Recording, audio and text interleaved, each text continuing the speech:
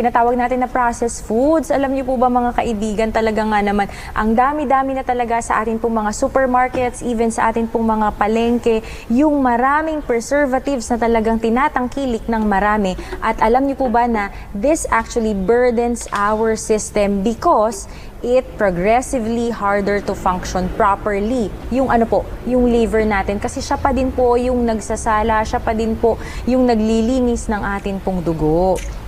And also, kailangan din po natin iwasan ito na po.